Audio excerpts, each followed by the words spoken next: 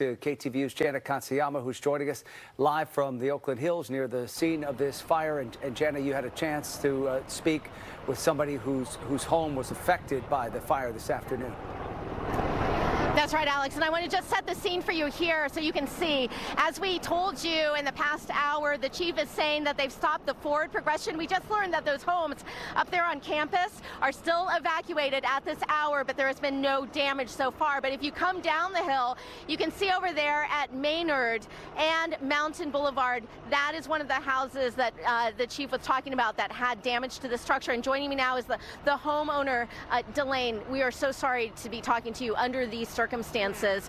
You said that this was your family's home. You've been here how long? Since 1995, and I think I'm kind of still in shock, but most of all, I'm just incredibly grateful to God that my husband's life was spared. Was he inside when all of this started? Tell us what happened and how you heard about this fire.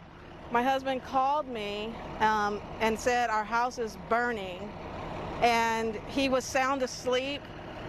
He heard an explosion. Apparently the heat was so intense it blew out our front window, and that's what woke him up so that he could get out of the house with just the clothes on his back. And had that not happened, I don't know what would have happened. That's why I'm just incredibly grateful that my husband got out of there. Yes. And we know these situations are so bad. I think, Cam, if you can pan over, we can actually see that that's the front window that you're talking about over there in that tan house. Tell us what happened. He was able to get out. What did he see, or what did you see when this fire was surrounding your home? Well, it seemed as though something happened on the freeway, and it jumped over our street and then went up and directly to our house. And that's what I've heard so far. And the freeway is just right over here across the street on the other side of this fence. Right. And we were seeing the winds kind of blow this direction as well. Yes.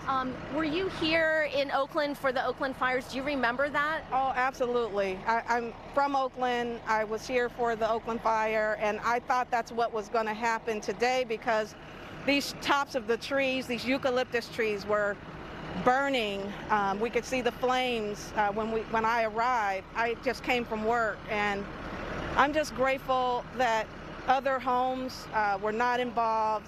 So far, I haven't heard of any loss of life or anything, and I'm truly grateful for that. And I'm really grateful that Councilwoman Treva Reid was actually getting on the freeway, and she saw a small brush fire and called immediately for help. And the part of my house that's still standing may be because of her quick action. And I just am so grateful for that. And we are seeing firefighters right now. It looks like they are doing some work just on the eaves there. I know oftentimes they worry about fire coming under the eaves of the roof and maybe still smoldering there. Have they told you anything about your house, and were they able to save what was inside? I'm sure there's probably water damage in there. Oh, I could just peek in a little bit and saw tons of water damage. The roof has collapsed in most of the house. It's pretty bad, but again, nothing compares to my husband being safe. Delane, we are so glad that your husband is all right, and I know this must be heartbreaking to see your family home like this, but certainly glad that you are safe. Your husband made it out alive, and so far no injuries that we've been hearing from. I want to bring in Treva Reid real quickly if we have the time. Just very briefly, you shared a photo with me of the fire. So you were actually driving down 580 and you saw it? Coming off of the exit, right when there was just a brush fire, and I immediately stopped. There was another driver who stopped with me, and I immediately got on the phone with our fire department when it was a brush fire, with just concern about the impact of that fire. And within a minute, that brush fire ignited on the trees down off of the exit. And I was thinking about my good sister friend here, because I knew that she lived in proximity, but I knew the danger of what a fire impact could be. And I never imagined less than an hour later that an entire hillside would be impacted. And her home and her husband. I'm so grateful that he is alive. Yeah, thank you. Thank you so much, Councilmember Treva Reid. So this is the scene right now. You know, you can see that the smoke, at least down on this lower area, has cleared, but still up in the upper part of the hills, there's still smoke coming out there. So that means that there is still flame and smoldering hot spots that are up there. But at least that's the scene for right now. We're going to send it back to you. Jana, a very incredible interview there. It's glad to see that there is no loss of life and, again, no reported injuries on this fire here. Thank you, Jana.